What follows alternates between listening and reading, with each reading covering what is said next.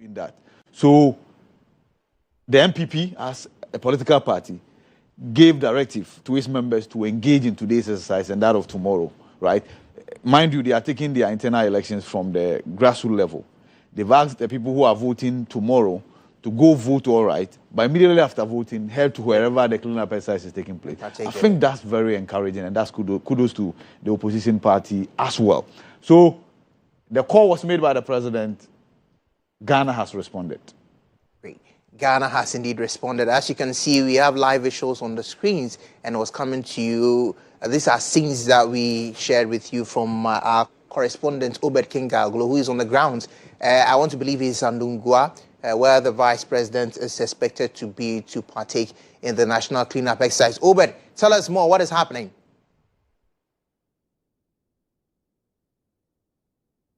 Technology fails us this morning. We are trying to make contact with Obed Kingaglu, who is following the exercise keenly. Earlier, IB was telling you that indeed a national call has been made by the president, and we all have heeded to that particular call. And we are seeing some active collaboration from everyone, every stakeholder involved, who is expected to be out there today to ensure that we clean up our society, our environment, to serve as a start to the flood mitigating exercise that we want to do as a country. But as IB was speaking, Mahama, who is the managing editor of the Custodian newspaper, also joined me in studio. And as we wait to make contact with Obed, I would want to take Audu's initial thoughts and comments on this national cleanup exercise. I don't understand Obed is on now. Obed, can you hear me?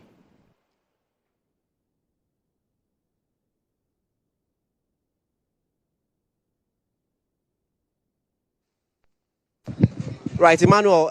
Currently, we are at Nungua, where the Vice President of the Republic is expected to touch down and also join the cleanup exercise here at Nungua.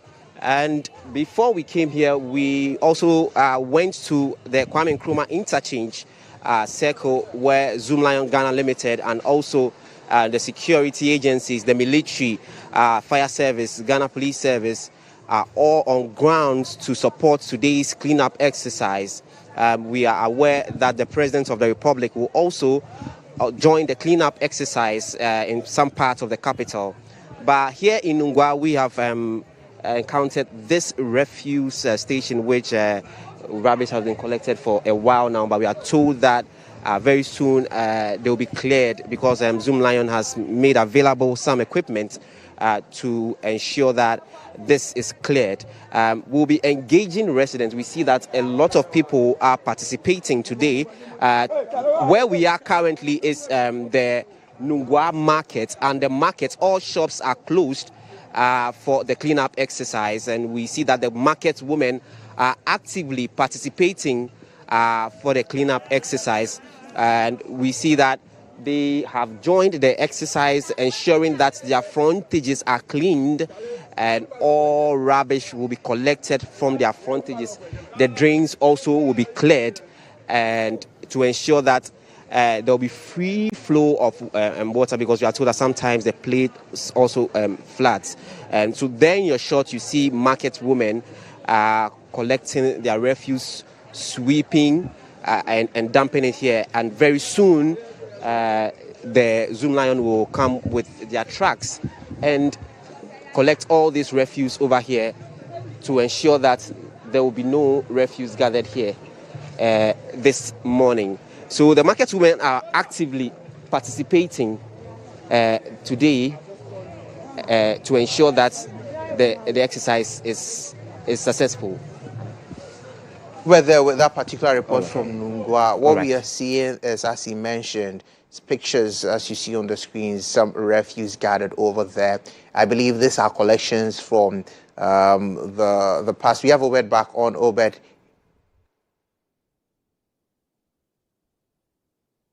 When the Vice President touched down here, we're bringing you that update. We have cited the Member of Parliament for the area, Agnes Namomolate, who has touched down right now. He is also the Minister in charge of Gender, Children and Social Protection. And so today's exercise promises to be very massive, as everybody, we realize that even drivers at the Nungua station were all parked their vehicles for some time before commuting people to their various destinations to ensure that the exercise is successful. I'm trying to get closer to the minister who was cited so that we can engage the minister right now. So here is somebody who is also participating in this exercise.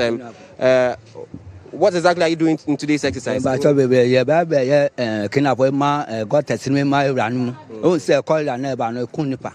Ana anya santi ebi ye that go got an crap say oh you right say o chunu ko abanside nti o say ye you got an you crap no ye you got an you crap no say ye speak got an be bia so market baby o moto adanu crap nti ne crap no ye we stock o be stock crap ye be chu.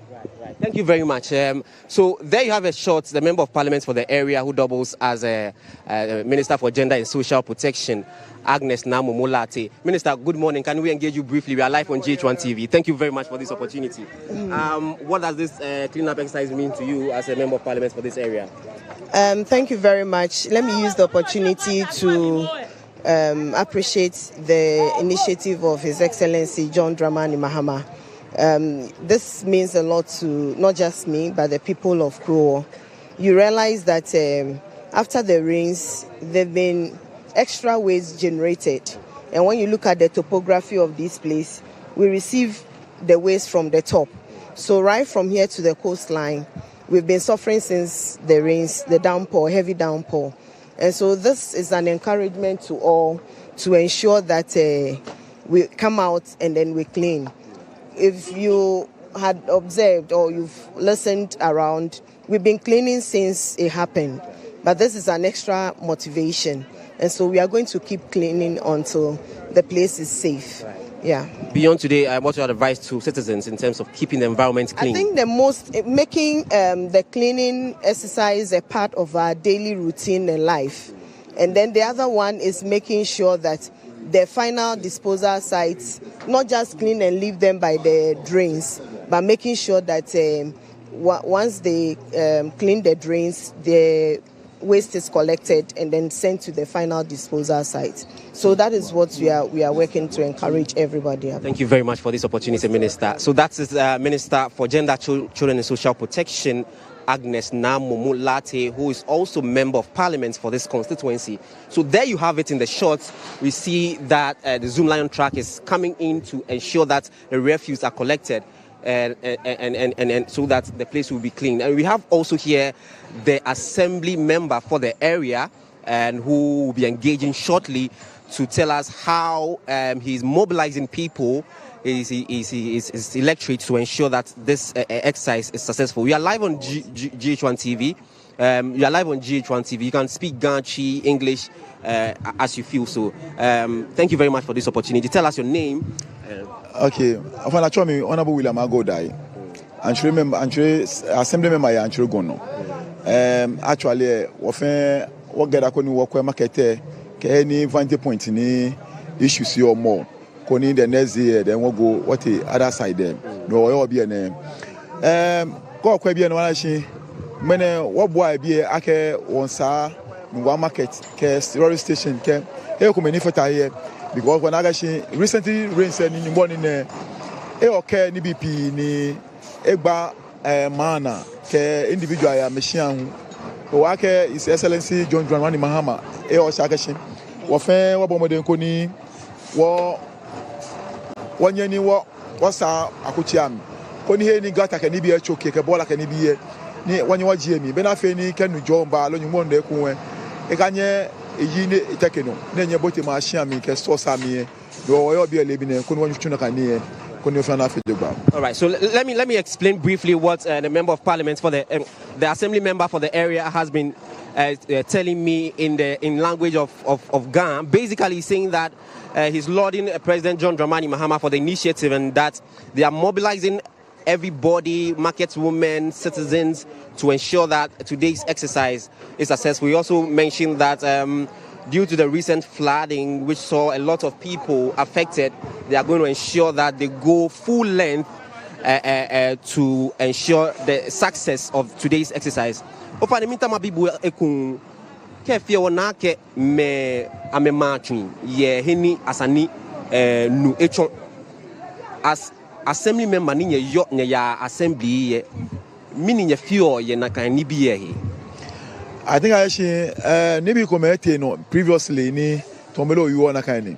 She recently eji wo MP ni yo no bia na ji onganabo Agnes na molate e mani ake ne kan bi ne ke hin wo mi wa e wo MC ni wo yo na ji ona wo engineer po after kwi the way ensure akashi anytime ni abaham ko permit sani ame sure akashi na kan he ni akebo ba aka matwe je Friday area alo e ko ni lolegbe alo ni ba chi no joko na alo aka FA concern bia na akashi bia na ke ngene ke ya na alo before rain start here no ko ni ikefun ejon agashi e ba atun ko ni kan ni bi aje wogbe no because ko previous ko me ko tun ko me e ko mo lolegbe no e ko mo njo no e ko mo Friday area wo ka nyumbo na fio pe e ke echi enisa nu atun e ke e gba ka bete me ko ma hia mi ni no ni yo na ko aji mo na ma tun enu jo no sometimes e affect ile she can no egba he ko me e abeto me ko ma innocent people ametumi wono ji ne ke team ne amadi agashi sani amekwa ni nakani agbena ko ne fana je no.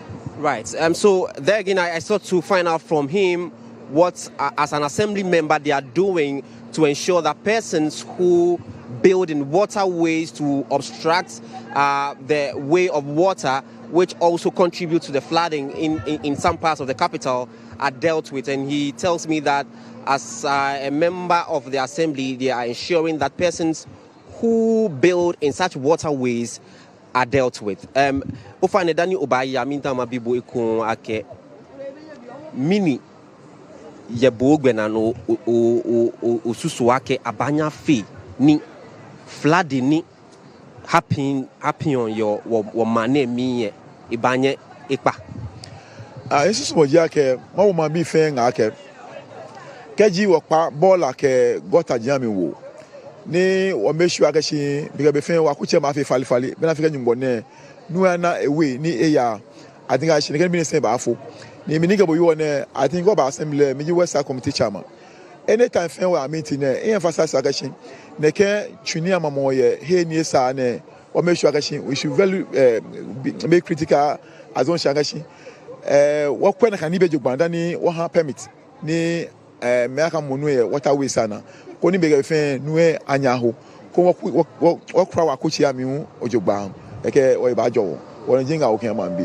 madaboshi ojogba ake okay we. So that is the assembly member for this area here in Nungua speaking to us. So as I mentioned earlier, we see the Zoom Lion truck arriving to ensure that the refuse collected. Let me engage some market women who are here who are also participating in this cleanup exercise.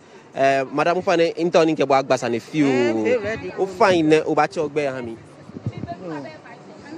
acho mi tina mensa kokulu ufane ngmene wonbe wo akutru mi ni won town ni wo biake nyeme ni nye ho ni ye market na mi ke ngmene huye mini nye ba fe ni nye ensure ake market mi ba fe fali ekun nuni nyenise ne undake ikome pi ni actually flooding mini oliake anbanya fe ni akpa enakani bi enya ikpa nueni nyo ni ewo me mina banya fe na ikpa nakani bi yo file nyura don wa nyura don na mo ka shishi bi fe wonder machine mene no ni wo fe ne enwon na wa eja ka ha ma mponje gba simeni gba wona jigbe ke bi hia ni yo bi ene aba wo bola ye mami pa ko ba ma me ko store sa hi amomo ame ke light efe amenu mene ke me nyo ka me ba jimi no mi to ma ya ame office nna ma agbe ni ya bo alamane etechi na fe ni ene ewoju ekuse ne keba eko no ni na me ni wie atron mi amegbe nsusu amenchon atron mi amegbe no ma report wo danye fe shi nya ha mami jema mami efe fo e wakaje ba cha no ne kendo chi enyopo e mi komie madanyeshi. We were done. So that's a market woman here in the Nungua market speaking to us, telling us that for her, she wants the exercise to be done every week, every 2 weeks, as she said, to ensure that there is maximum cleanliness in the market. So, Agyabeng, I'll hand over to you back in the studio, but I'll be bringing you more updates as we are expecting Vice President of the Republic, Professor Nana Jane Opoku-Agyeman, to touch down to also join the cleanup exercise. Over to you. Obed, thank you so much for that report. The Obed King Aglo is a man on the ground. He's on Nungua. Earlier scenes you saw was from the market, and we saw the Zoom Lion truck going there. We do understand that the Vice President of the Republic, Her Excellency Nana Jane Opoku-Agyeman, has just gotten to Nungua. So we crossed it over, and you can see the live screens. Her motorcade just arrived, and then we would see her shortly. A full participation of the exercise, and so Vice President of the Republic joining the exercise to ensure full participation even from the presidency. As I mentioned earlier, we know that President of the Republic GHOne Dramani Mahama is also part of the exercise, as he's leading another team to ensure that the exercise is also carried out in other places. And so we are bringing you live shots of the arrival of Vice President Professor Nana Jane Opoku-Agyeman here at the Nungua market to participate in today's exercise. And so in your shots, we see the arrival of the Vice President of the Republic.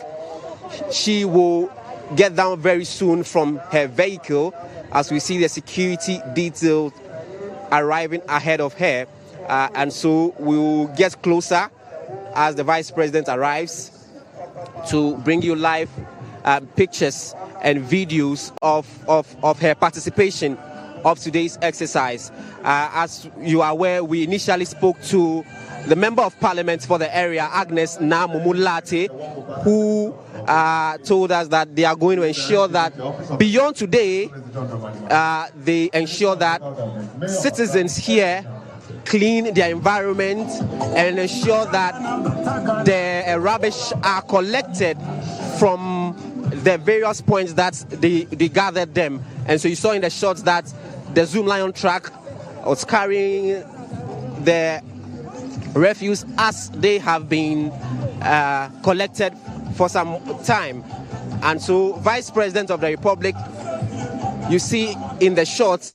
So you can see persons gathering around the Vice President's convoy as she made her way to the market square in Nungua. Yesterday we got an indication that there would be full participation of the President and his Vice. And this morning we are seeing the Vice President make an appearance at Nungua. We do understand pretty shortly that she'll be engaging media even as she takes her own role in this whole national cleanup exercise. But my seniors are with me in studio. Earlier I introduced Ibrahim Al-Hassan. I introduced as well Audu Mahama to you. But then let me finally introduce Elvis Dako, who is the managing editor for the News Center newspaper. Good morning.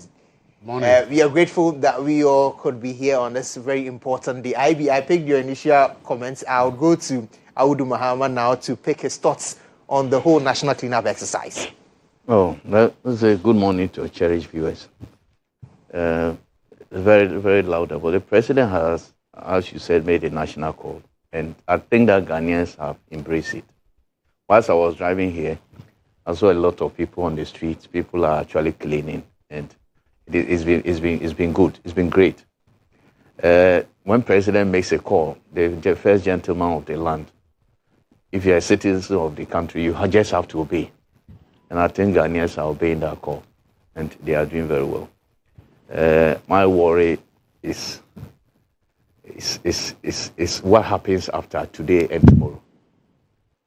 You just saw in your picture the visuals that you showed, a heap of refuse at Nungua. And how come that such a huge heap of baller refuse is allowed to will be there. When the assemblies are there, if you're an assembly and you cannot collect your refuse, I don't know what else you can do. Because that is the basic thing you have to do as an assembly, to collect refuse. And it is very important that this exercise, whilst we are doing it, we also look at what the assemblies are doing, or they have been doing over time. It is good, as I said, it's been well embraced. And for me, I think this should not just be for this tomorrow and today and tomorrow. I think we should hold it if it is quarterly or every 2 months. I think something like this can be done so that we clean our environment. I would. Thank you so much for your thoughts. As you can see on the screens now, we do have the Vice President there. So I can see the Greater Accra Regional Minister also there. So let's cross over and hear from the Vice President. The event organizer is also there. Glad to see you. But you see, why are we here? We are here because something has gone wrong. But a lot of it is something that you and I have caused. We know that nature will do its own thing. But sometimes we also contribute negatively to the outcomes. There are times where, sometimes even the person who suffers may not necessarily have been the one who caused the damage. When we throw garbage into our drains, maybe that is the reason why somebody's house is finally flooded, because we are blocking the water from taking its natural course.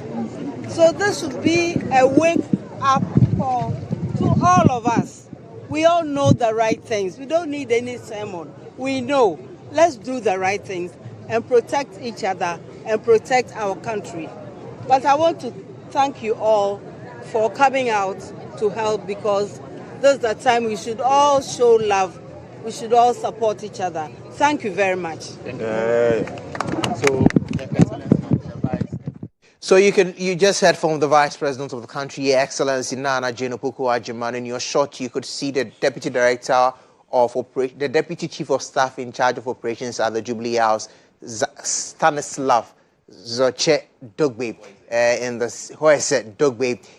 shot over there. So you could see the Minister for Women, Gender and Children Affairs, that is Dr. Agnes Namamulati, and as well the Greater Accra Regional Minister, Linda Oklu, as well in their shots there as they kick off the exercise. The Vice President says that we all must contribute to this particular action. She has expressed appreciation that many have come out to join in the exercise. She is with her shovel now, and she's going to clear some of the filth into the truck, and then hopefully the Zoom Lion team over there will take it away, as you can see. So yes, if you are seeing Veep, who is quite aged, doing this, that means the young in the house as well. It means you can do something to protect our society. President, with that symbolic cleaning of collection, I must say, of the refuse that were collected from the rains, basically. So with them, we see the Regional Minister, Linda Oklu. We see the Minister for Gender, Children and Social Protection. We also see the Minister for Local Government, Chieftaincy and Religious Affairs, Ahmed Ibrahim, who is Member of Parliament for Banda, and other government entourage, Alex Segbefia, who is Chief of Staff at the Office of the Vice President, and some personnel from Zoom Lion Galam Limited, who are actually in the drains collecting the refuse from the drains. And as you are aware, we mentioned that Zoom Lion Galam Limited has pledged full commitment of today's exercise, deploying personnel and equipment free of charge to support today's exercise. And that is what we see in the shots. That is the Minister in charge of Local Government, Chieftaincy and Religious Affairs, Ahmed Ibrahim. And you all heard to the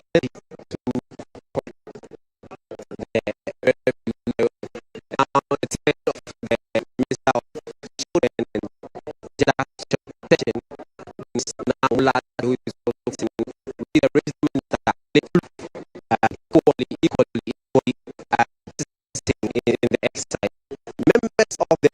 are also in a journey, as I mentioned earlier, ensuring full participation of today's exercise. And so today it is all hands on deck, from the military to the police service to the fire service to NADMO to Office of Vice President to the ministers that are all participating fully of today's exercise.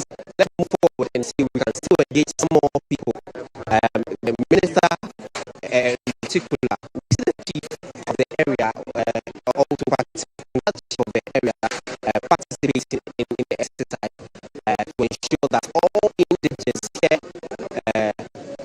also participate. So they are moving to the inner part of the town, the township, to mobilize more people, show support, participate fully to this exercise to ensure that the flooding that happened back in lives and also the property do not care, because we see a lot of refuse collected from the artists, and for the vice president, this is something that should not happen. And so we are bringing you live footages of vice president Agyabeng. So you can see on your screens as Ashanti makes way into township to invite more people to come out and join in the exercise. You saw that symbolic act by the vice president himself. There was also the local government minister Agyabeng. You saw the head chief of staff, the vice chief of staff, as well. I saw High Secretary also there, and a number of dignitaries, including the minister, the minister, also the chief of Nungua, also participated in this particular exercise. So the exercise is ongoing, bringing you live visuals as and when we have, as you can see on the screen. But in studio here, the conversation and discussion continues. Mahama was making a very important point before we go to the vice president. I'll make him understand that I will take this position on as well. On this market. I'm saying that this is a good call and Ghanaians are responding. But I'm also saying that how did we get here? Because the assemblies who are supposed to hold refused obviously failed to do so. And this is part of the reason why we had a flood. What they were supposed to do. And we spoke about the sorting of our drainages. Now we have allowed this disaster to occur before we are taking this action. That's not good enough. We should be proactive in this country. Now you cancel a small iron contract because of some reasons that we are not well told. Because of contract, if they are contract issues, these are issues that have been resolved. You cancel today, as you see, this is the same small iron contract that's going to this refuse. So what have we done? Probably if we look at the contract and there were any loopholes in the contract, they sealed them. This probably not have happened. We spoke about the sorting of major drainages. I don't know whether this exercise that will be part of this exercise. And why are we doing it now? These are the questions we been asked. Why did we wait for this to happen before this? That's something that we should be thinking about. Look, the assemblies, I'm surprised that the local government minister is there, the assemblymen are there, the MC is there, all the people men are there, and I've seen what I don't know what they will take into the refuse that was behind place. And if I think that the first person to be recruited to be the MC. Because he's in charge of the area and look at all the places. All this what are you doing as an MC? He's sitting in the office. He hasn't doing it. And it's not peculiar to this assembly alone. What happened in Kaswa last time? The market women have to call and make noise.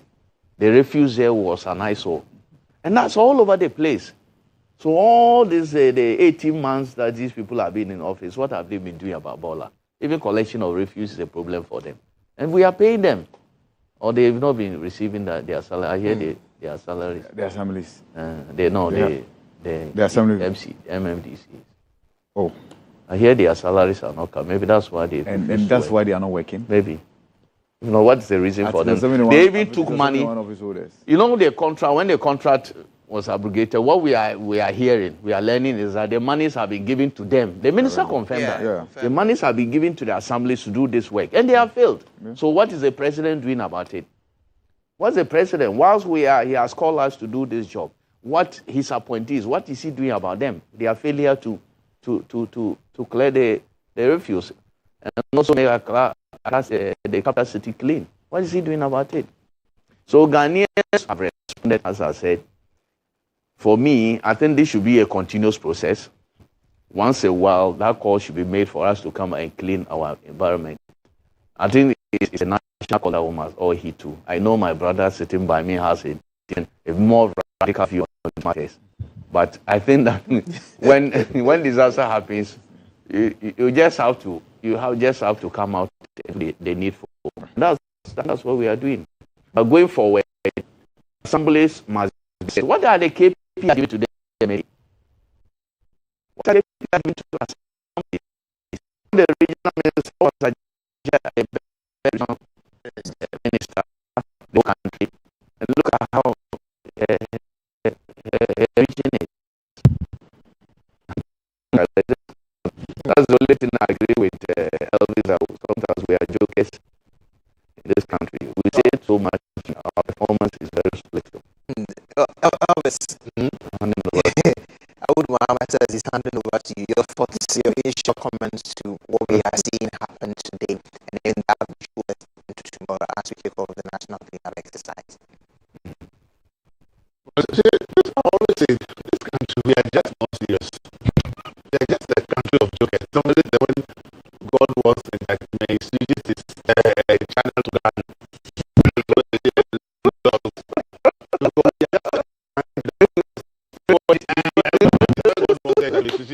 Ghana. We are just a country that is not serious at all. That is, see, for president to call for this forest, just tell you the systemic failure, complete failure. We call ourselves society because we are organized around laws, and we are governed by laws, and laws are made to make sure that the right things are done. Because when we leave human beings to do the right things on their own, they will not do it. That is why we are a society. That's why we're not an animal kingdom. That's why we're not in the jungle. That's why we call ourselves society.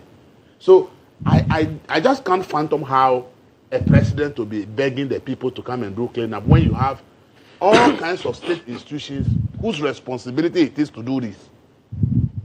Yet, for political aggrandizement, for the optics, a 70-something-year-old vice president will now be collecting refuse so that the TV will show it.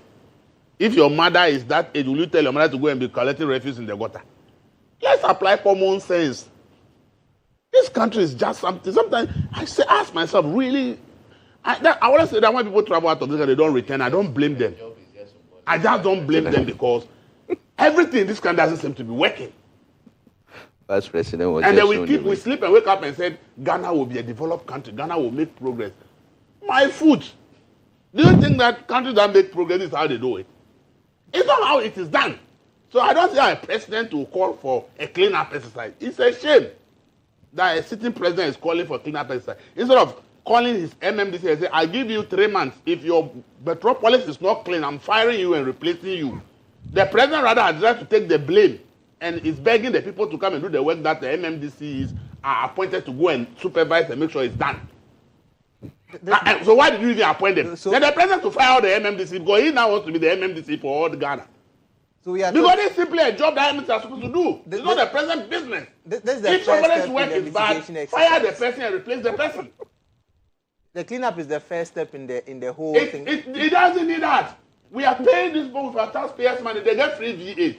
They sleep in a room. Where they sleep, do you know MMDC enjoy more than MPs? Everything they enjoy is free. Their car is not a loan, it's free. They enjoy it free. The house they sleep is free. Their fuel is free. The MMDC, the enjoyment they make, they enjoy more than the members of parliament. MPs pay about 40% of their car loan. They don't take their cars home. Who told you? MMDC. Who told you? No. They don't.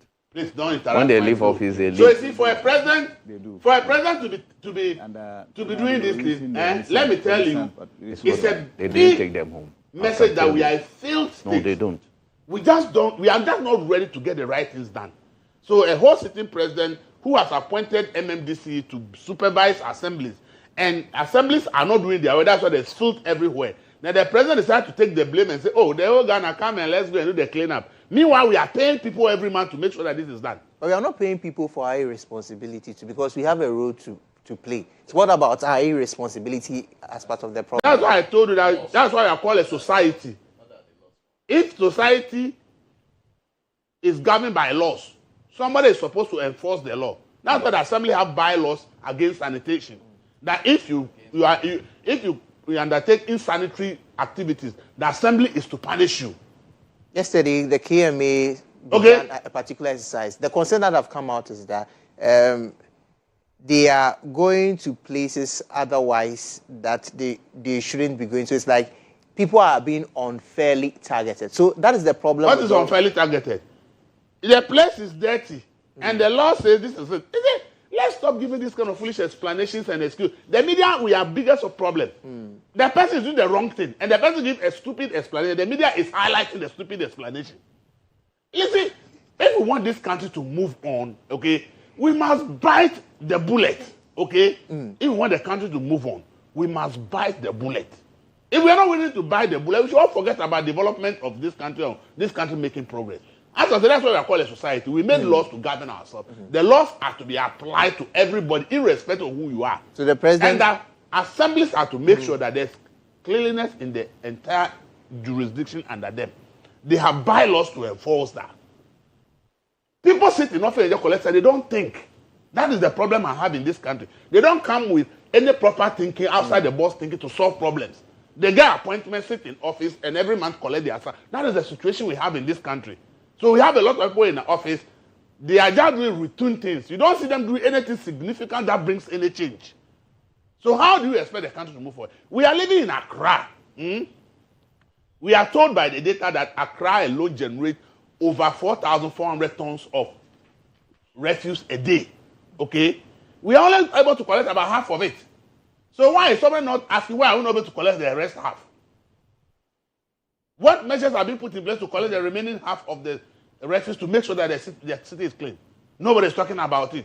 We are living in Accra where all this food is generated. We have only 2 landfill sites. Or we have only 2 landfill sites where we can send refuse. So when we generate a refuse and there are only 2 landfill sites, and there's no space to generate the refuse, where do we expect the refuse to end up? So why is somebody not asking, why are we not building more landfill sites around Accra? So that when we generate the refuse, we know where to send them. These are Boboya, most of them that collect the refuse. They just go and dump it wherever they find it convenient. Because there's no place to go and dump the refuse. And we all sit down and pretend as if we don't know that this is the situation. And then when the thing goes to choke the gutter, and then it floods, then we are all up there shouting. Meanwhile, we all know the problem. We know what it is. We know the situation. We are not doing anything about it. The collection that we are not able to collect enough, the government knows, everybody knows, the assembly knows. Nobody is asking, what do we do to collect the remaining half? So that we know that in a day we can collect all the refuse, or about 90% of the refuse that is generated, we are able to collect it. Nobody talks about it. Nobody is asking that even the ones we are collecting, are they being dumped in the right places? Now if you go to most areas, the Aboboya is the one that collects the refuse, including places like Dansuman and so many other places. It's Aboboya that comes to collect the refuse. How we know that 20 Ghana, 10, 50, we give it to them. Where they go to dump the refuse, nobody cares. The assembly doesn't even find out. If you are an Aboboya collecting refuse under my jurisdiction, where do you go and dump the refuse? The assembly is not interested. And they are sitting in office and collecting salary at the end of the month. Look, this cleanliness problem, I have suggested and I have always said it. Look, take 10,000 national service personnel a year, give it to the assemblies within the Greater Accra. Every assembly should be given a certain number of military people with kids. When they wake up in the morning, they and the service personnel are moving from house to house to make sure that what refuse is generated, how did you dispose of the refuse? How clean is the environment? And then all we need, we just post the national service. Some of them don't even go to do it because when they are posted, they don't even want to go. But I can tell you that with the support of the military, just with canes and national service personnel deployed within the assemblies within the Greater Accra region, and their duty is that the national service, when you wake up in the morning, you have to visit these 10 houses and make sure that their sanitary conditions are clear, their gutters are clean, their gutters are not choked. Write a report every day. Where they go and the people want to mess up, the military is there to support them with the case. In 6 months, Accra will be clean. I'm telling you, if we deploy military to support national service, 10,000 national service people within Greater Accra to enforce sanitation, people say go and bring Saman. Saman will be a salary that you have to pay again. But we are paying national service people money already. It's not an additional budgetary allocation. No, but you see, Elvis, when I raised the Saman issue, you said people are giving certain explanations which do not make sense. It doesn't make sense. Imagine if we bring the military, what would people be saying then? What will you say? The law says clean your environment. You have not cleaned, you are giving punishment. What's your problem? It's not that the law says that you should be punished. Which law allows the military to hit somebody? No. They are not cleaning for not clean you. You'll be giving sermons. But if you want to attack the person, the military protect the person. No, the cane is not that when they come to your place that they beat you. No. When they come, they give you sermons. Instant payment. And the payment will not be cashed into anybody's pocket. There will be a payment system. You pay directly. Whether Momo or POS, you pay directly. Okay? That is instant punishment. But if anybody attempts to attack the national service person for fining him or her, then the military will be there to make sure that you don't bring your stupidity to attack someone who is doing his job. So I'm not saying that the military should take the cane and be whipping people. That's what I'm saying. And maybe I have to explain. No, they are supporting the service, but in case they get to areas where people want to be rough, the military will protect them. But then they go there and make sure that you are not clean. If we summon you today, the cane is for those who misbehave. If we summon you 2-3 times and your place is still not clean, next time you are going to court. And you get some small custodial sentence because you are being difficult to deal with. I'm telling you, in 6 months. No, we are now abolishing custodial sentence for minors. No. This is what I'm saying. That they summon you 3 times, 4 times, you are still not cleaning the place. Now, you go to small custodial sentence. No. Now we are doing domestic. You are doing community service. You clean the same baller. So within 6 months, I can tell you that if President Mahama wants to clean Accra, make Accra to be clean, it is not about begging Ghanaians to go and do it. No, it's about waking up and issuing a directive to the military that from now on, every year, give us this number of military people just for Greater Accra, for Kumasi, the places we have filth issues. Okay, they are going to support national service personnel to enforce cleanliness. This is a payment system developed for all the service people to go out there. Anybody found to have flouted the sanitation laws, let the person pay here directly. You pay immediately. 3-4 times of defaulting, we give you some small custodial sentence community service. So that people will community service. Oh, forget about that. But that's our problem. That's our problem. That's why we are not getting results. If you make the person go to community service, he will still misbehave. No, to clean the same baller. For at least 2 days, 3 days in some corner. Then the next time when he comes, he will not misbehave. The whole thing that we are unable to enforce discipline. But I can tell you that if we use this process alone to enforce discipline, President Mahama will leave office as the president who has kept Ghana clean. I'm telling you, it is not about going to give some company some big contract. It may be the solution, but I think that this one will be a more efficient solution than giving some company a big. If the money is there and they are giving the assemblies and they are not cleaning, why give the money to the assemblies? Why not put that money and say the military and the service personnel who are going to do the job, half of the money should go to them. Even increase the allowance of the national service personnel with that money.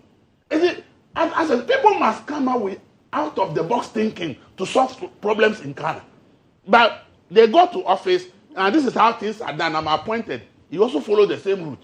Meanwhile, why things are being done before you're appointed, not getting any results. But when they get to office, the focus is, and this is the regiment of doing things. It will never get the results. You don't need a over 70-year-old vice president to be going around and collecting bola. My mother will not go. I'm not telling my mother to go and collect bola at 70 years. You do it for her. Why are we going to use? Why are we going to use this? So the Beeps action will inspire. Why are you telling me that's symbolic? The Beeps action is symbolic. It's symbolism for 70-year-old people to go and be collecting bola in Ghana. That's a symbol. They lead the way. They lead the way. They're only showing the way. This is the. See, they are showing the way. This kind of optics. See, these people, they are the problem. This kind of optics that we are always reporting. That's why we don't get results. Optics don't get results.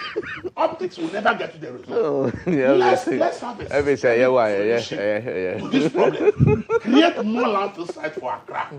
If we have only 2 and we don't know where to go, every assembly should register any abobo here that can collect bola.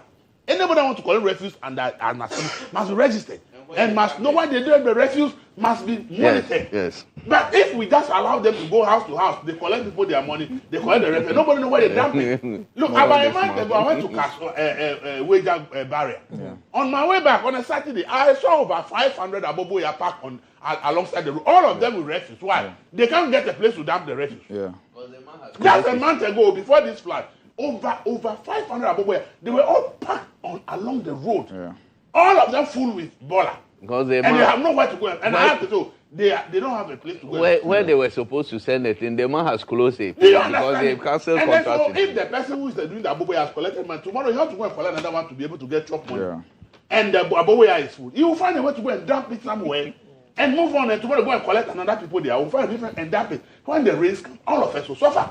So let's not be using these optics. Optics don't bring any results. We have done it. See, we have done these optics actually for the Fourth Republic. We are over 30 years in the Fourth Republic. We've done these optics, so ask yourself, what result has it given to us? It has given us no result. That is why we are here. So if we want change, we cannot be repeating the same thing. Excuse me to say, they say it's only a fool who keep doing the same thing and expect a different result. We've done these optics things for 30 years in the Fourth Republic. It gave us no result. Let's change. Let's do something drastic. Everybody wants Ghana to be better, but nobody wants to do the right thing. So if we cannot enforce discipline, who will do the right thing? Who? If you expect the ordinary Ghanaian to do the right thing, forget it. It won't happen. It will never happen. Do you understand it? It will never happen. So let's enforce. Let's deploy military, national service people. Just Greater Accra and Kumasi in 6 months and see how the city will look like. Let's deploy and let the assemblies have aboboya on the spot. We are in this house. They don't have, the abola is full. Bring the aboboya, pay 50 Ghana. The aboboya will take it away. The aboboya is monitored and we know where it sends the refuse. There are ways we can, look, simple ways to solve problems. Okay. But we always focus on go and give somebody a big contract, go and give all the money to assembly, and somebody sit there and sit on the money, do nothing with it, and it's still being paid salary at the end of the month. We are hoping to see what the task force full recommendations will be. Which task force? There is a task force that is being led by Stanislav Zoeche. Oh, so don't go there. Don't go there. I beg. Maybe Elvis that task force was set up last year in March. March. It's over a year now. Okay, it's a waste of time. If that task force is wasted, don't go there. It's a complete waste of time. They are dredging and they are destroying, they are demolishing. The assemblies who are supposed to be doing that are sitting somewhere, and the task force is also where the task force lives. Who ensures that what the task force that he mentioned is not? Not what. Okay, so here's the thing. See. And let's put matters into.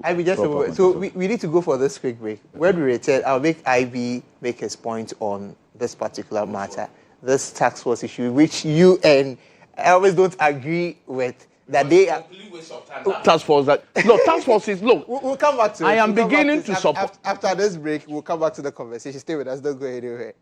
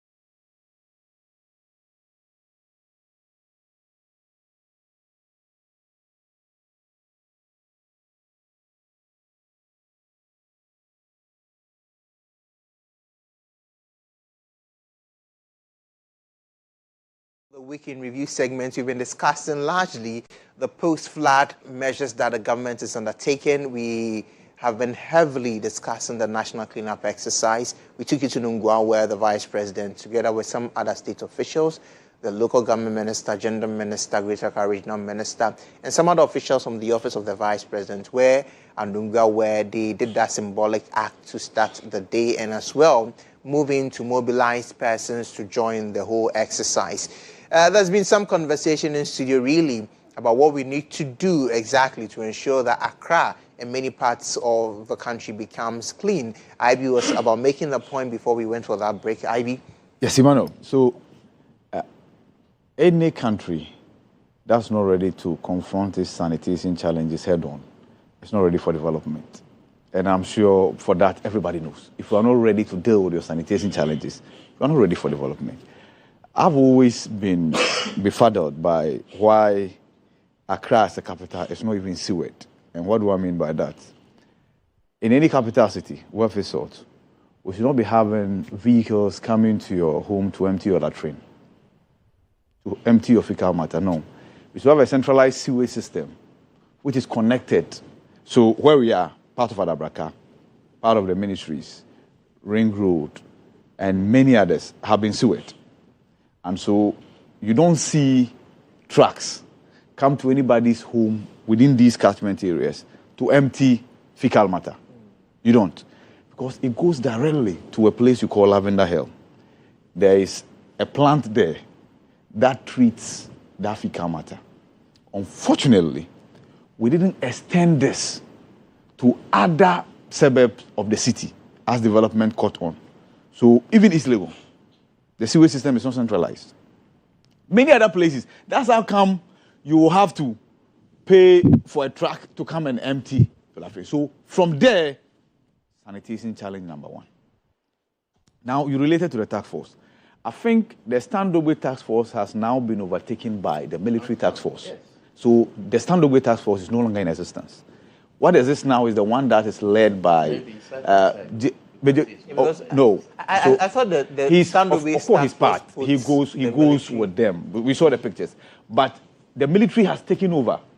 So it's no more. Because, say, the Major General Okai, was he not the one who addressed us? Yes, he was. Who announced the measures to be undertaken? So the presidency has tapped the military to take over. The original task force didn't have a military person in there, did it? The original task force virtually failed, right?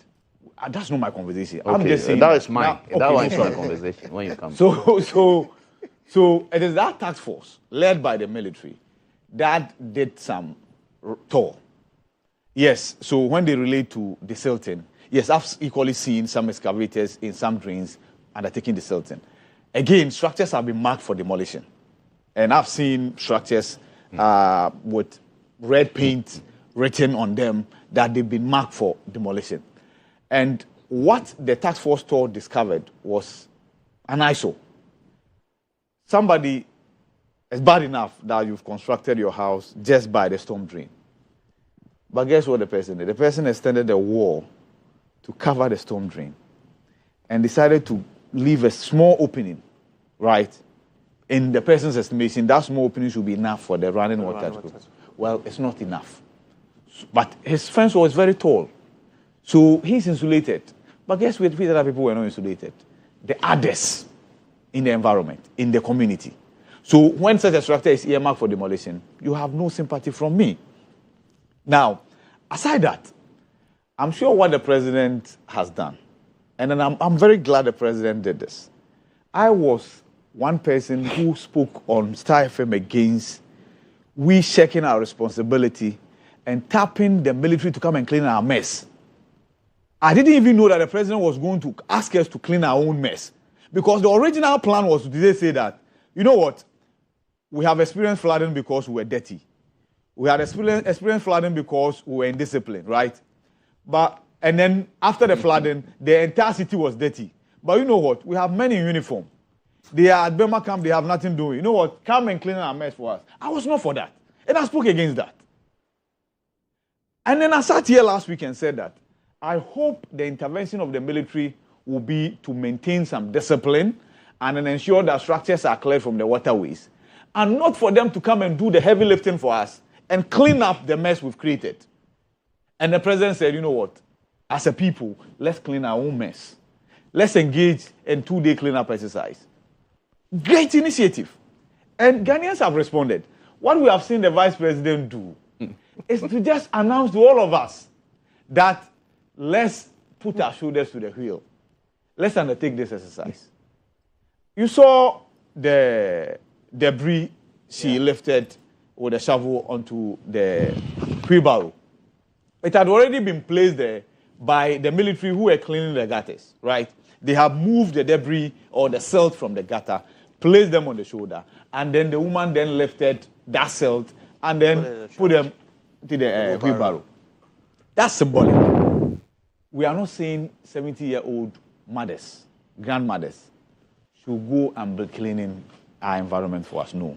But what she has done is to tell you, Agyabeng, a young blood, myself, not too young, Audu, not too young, Elvis, not too young as well, and those watching us, that they should take the initiative and then get their environment clean. I, however, agree that.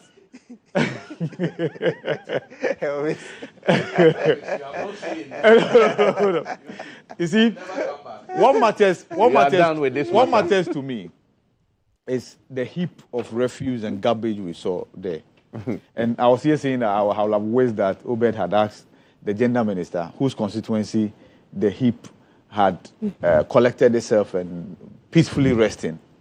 Because he had mentioned that they have constantly, after the flooding, been engaging in cleanup exercise. Where have they been dumping the refuse? You saw a receptacle there, a huge container, which had overfilled itself to the brim. Reason why the refuse had been left there. Elvis rightly mentioned that we only collect half of the tonnage of refuse we generate in Accra. Less than half? No, let's just say half. Okay. Rough estimate, half. And Elvis still says he's against we awarding contract to any big firm to cut our refuse. No, he didn't say that. No, he said something no, he to said that. not just that. No, I'm coming. No, I heard what he said, and he knows what he said. The point I'm making is that you are bringing Elvis to this matter again. He has done so much. We are clarifying things. Don't worry. See, the point I'm making is that big firm can still be there cutting the half. Yes. The rest of the half that is not being cutted, right? Let's get the assemblies and any other person that can help to do it. The point is that if we say, Zoom Lion, stop whatever you are doing, assemblies take over, we can never be able to do this. But we have seen it. Do you see government going back to the team? Government has no option. To bring back Zoom Lion. Oh, government has no option. See, if there's something wrong with the contract, attend to that thing that you think is wrong with the contract. Today's exercise, whose vehicles are we using? Were we going to carry the refuse on our heads? The MMDCs, are they going to carry the refuse on their heads and go? Where are they even going to dump them? He related to two, was an engineered landfill site. All of them are managed by Zoom Lion. We talk about the compost plant, the recycling plant. Yeah. All of them are inactive as we speak because they've been shut down. See, we have retrogressed. And my reason is this. Some months, years back, you will be in your home. You have dustbins in front of your house. Yeah. Once they fill, not probably to the brim, but 2 days, 3 days, a truck will come. A truck. Emphasize on the truck. A truck will come and then pick up your refuse. If you are to pay, you pay. We were at that point. Today, we have retrogressed to the sense that the trucks are no more. We are going to tricycles. Do we wash our face upwards? But we are using. You see, and they have an association. We engage association on this platform. Association actually. Baller Taxis Association. Yeah, but what's your problem? See, don't we have ambulance? The point I'm making is that if it's complementary, I have no problem. It looks like that is the only option now, and that's my issue. That is the retrogression we are talking about. Thank you. So you agree with me that we are going backwards? In this case, yes, we are. And I have related to that fact that any country that will sacrifice trucks for tricycles in refuse collection has retrogressed. That's a fact. No ifs, no buts. Okay. No ifs, no buts. Okay. But then all is not lost. I want to come face our public transport. We legalize Okada. So Ghana, we are good at for that. Okada, it's a necessity. We are good at see, that. Elvis. Abubu is also a necessity. No. Okada is a necessity because of our traffic situation in Accra. See, Elvis, you might not. We are digressing. The remaining half is being collected by the Abubu. No, hold on. Is that what are you talking about? When we say apples to oranges, that's exactly what Elvis has done. When we talk about Okada, today, Emmanuel, Okada is to address the traffic these situation two in people Accra. Hold on. They won't let me talk. Let me land. Don't worry. Let me land on this. So, meanwhile, this is not the only issue. Per what I've seen, it looks like the vice president is leading the way today. The president might lead the way tomorrow. Okay. Right? The president might lead the way tomorrow. Because per the communication we got, both of them are expected to engage in the exercise. Right? See, after today, let's ensure that as a people, and we don't talk about this enough, we seem to be very dirty as a people, to be honest with you. Because we should not be comfortable watching the heap of refuse we saw from Nungua. But we were. And trust me, if the camera had panned, you will realize that we're selling food around. Yeah. And we will sell food, we'll sit there and eat. Let's implement, because the design is already there, a sanitation mechanism, a sanitation policy that will ensure that we keep our environment clean. Let's enforce the bylaws. Yes, I might not agree with Elvis who says we should go with whips, right?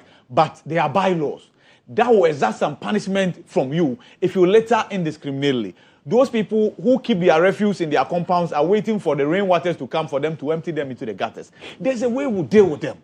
As a people, we don't do what is expected. We do what is inspected. So let's inspect. And we can keep Accra clean. At the point we had a vision of making Accra the cleanest city in Africa. Well, for now, let's try to make Accra a clean city for our own sake. Probably not in competition with others. Yes. Because Elvis was relating to Rwanda. It's one of the cleanest cities in Africa. They started by tackling the plastic menace. We are not even ready for that conversation yet. Right? We are not even ready. There's total confusion on that one. We are not ready for that conversation yet. So there is some heavy lifting that needs to be done, but it starts with policy. Let's go that way. Charlie, I think we should close this topic. Yeah. Let's close it. Look, it's obvious the assemblies have failed. But where I agree with Elvis is the action of the president on this assembly, the MMDCs. If you have appointed people and they are failing, why do you keep them? Because nobody, as I said, there's no KPI for any MCE. There's nothing. So to track their performance. And therefore, this where we get to every day, every time we'll get to this level because the assemblies are sleeping. If we want the Greater Accra to be clean, or all other cities to be clean, let's look at our assemblies, the work they do. If they are not performing, get them out and get people. Look, there are a lot of NDC people sitting on the fence. There are a lot of NDC people who have not gotten jobs. If those there are not performing, kick them out and bring new people for them to do their job. If they are not performing, kick them out and bring new people. There are many NDC people who are lying down, who are queuing to be given positions. Bring them in if these ones are not performing, and we'll move forward. Elvis, I'll give you some 30 seconds to close. Elvis cannot speak. I'm not saying I'm against giving contract to big companies. What my point is that, see, the big company is not enforcing authority. You understand? I agree. They are not enforcing authority. They are contractors. So somebody needs to do enforcement before they collect the refuse. Yes. Do you understand my point? Yes. So if you enforce and all the refuse, then nobody is collecting it. Where will you end to? We'll end nowhere. So I'm not against. But see, what we had in the past was that there was this impression that they give me contract to Zoom Lion. So they are the ones supposed to do the cleaning. They are supposed to do everything, collect and go and dump. True. We have no responsibility. Somebody can even throw rubbish around where they say, why are they paying Zoom Lion? Yeah. That mentality is what I want us to take off. You're right. Where the assembly to make people understand, it is your responsibility to do the cleaning. And the company is to come and take the refuse from your gate and go and dump somewhere. But the situation where we think that Zoom Lion should do the cleaning and do the collection, that is where I'm saying that no, the assembly's duty is to make sure that we all clean our places well. And then the refuse is taken by the rightful authority. So for me, instead of giving a whole contract to Zoom Lion, assembly per assembly should deal with Zoom Lion. Every assembly They have the resources. So every assembly should deal with that based on their needs. We have realized that in this assembly, we will need maybe 3 of your trucks every day to collect all the refuse in us. So we are hiring 3 of your trucks. So ZOOMLINE will be like a logistics company that the assemblies will contract individually, not like a general contract across Ghana. Do you understand? That is why we will get efficiency. Because then when assembly contracts ZOOMLINE and say, I need 3 trucks, they are going to make sure that the 3 trucks do the work they are supposed to do before the assembly pays them. Because the money is now being given to the assembly by the government, the assembly is now the one going to pay the ZOOMLINE. So the assembly will make sure that you get the job done before I pay you. Because if I not do it that way, the president will sack me as an MMDC. So I must make sure that before I use the money to but pay even the current system, yes, the contracts are signed by the with ZOOMLINE are signed by the assembly. You understand? So I want every assembly to contract ZOOMLINE on their own, based on their needs. And then the assembly enforces the cleanliness that we, the Ghanaians, must do. What the ZOOMLINE will do is to come and collect the refuse and then go and dump it at the right place. Do you understand it? Yes. Right. If a small country like Rwanda can ensure sanity, they clean the gutter 5 days, 5 times in a day, and people are supervised and people are getting the job done. At the time we are asleep, when we are asleep in Rwanda, before you wake up in the morning, there's no death anywhere. The people do the cleaning in the night. And during the day, they continue most countries, that's what most countries do. They do the cleaning during the day too as well. So somebody is supervising. I went to Rwanda, I came back and I go to Jubilee House, the French embassy there. People turned it to ball and the whole Jubilee House was sitting down. I had to put them on the front page of the newspaper I was working at the time. That day, I was attacked everywhere. Why are you disgracing the president? I said, are you normal? This is the seat of the president. The seat of government. And this is the principal street in front of and people have turned this place to a refuse, and people drive to Jubilee House every day to where they have not seen it. It has to take media to come and show it before somebody quickly calls ZOOMLINE to come and clear the place. This is the kind of situation we have in this country. If the presidency can be sitting by Bola, how would the ordinary person not sit by Bola? So you see, if we enforce, the assemblies enforce, if we make sure that there's some enforcement, cleanliness will be everywhere. But what we are doing right now, this optics of 70-year-old vice president trying to ensure that well, she will have some pains within the race when he gets to the house. Because what you're asking a 70-year-old woman to do is for young people to do. Well, we hope the young are motivated enough to do what we are supposed to, so that the older persons will not have to step out. We'll still be monitoring across the country, across the region, to get more reports on that. And as and when we have them, we'll bring it to you. Every started on a good note today. It's making me laugh throughout. He said when God wants to watch, how do you call it? Entertainment. To Ghana. So, because there's so much entertainment in Ghana. Because we are just hardly serious about anything in this country. Everything is about wishy-washy. Optics. We are just so much into the optics. You see how we want to feel at the World Cup? Yes. Now we have come. When we started, let's up. Now that we lost, everybody say, oh, the GFM has gone. Say, you see Ghanaians. Nothing was not good from beginning. I said it was bad. Then, well, we have to move to the second subject. But it is well. But Obed, we'll come back. Obed has gotten to the Jubilee House and he's bringing us some live pictures. So let's get those pictures on the Jubilee House area. Obed Kingaglo. He's with, I think, Rex Oma. Some members believe that they say cleanliness is next to godliness. So once today has been declared as a day of cleaning, I mean, everybody must get involved, whether you are a creative or you are a politician or whatever it is. I think it is better for all of us to clean our environments. So I think it's all good. Finally, I want to find out from you, for those in authority, people say that sometimes we fail to take decisive actions in terms of people who build on waterways. They say that governments must crack the whip. Do you agree? You know, every system, every structure that doesn't have a law that governs it breaks down. Even God, who created this universe, he has his own laws. In the morning, the sunshine comes. In the evening, the moon takes over. So there must be rules and regulations which we have in this country, so it must be enforced. Why should we allow somebody to go and build in a waterway that at the end of the day will affect everybody? So I believe that leadership must crack the whip, because either than that, when the problem comes, it affects everybody, it affects productivity, it affects everything. So all of us as Ghanaian citizens must learn to abide by the rules and regulations and be law-abiding citizens, because at the end of the day, that is what is going to help all of us. Thank you very much, Rex Umar. Let me engage KOD, who you can see in his apparel, in the gloves with the headband, participating in today's cleanup exercise. KOD, thank you very much. Have you cleaned already? We've cleaned before coming, We want to find out from you as a creative person, what do you advise you have for citizens in terms of keeping the environment clean? Like we say, cleanliness is next to godliness, and it's our individual responsibility to clean our surroundings. It starts from the home, and different communities, and then the whole country becomes clean.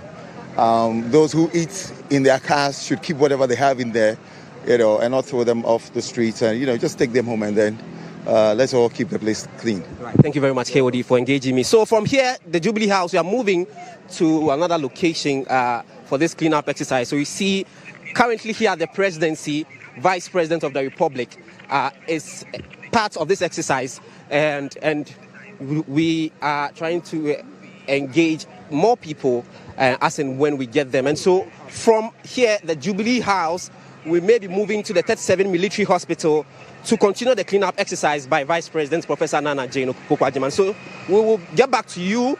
Back to you in the studio, Emmanuel Agyabeng.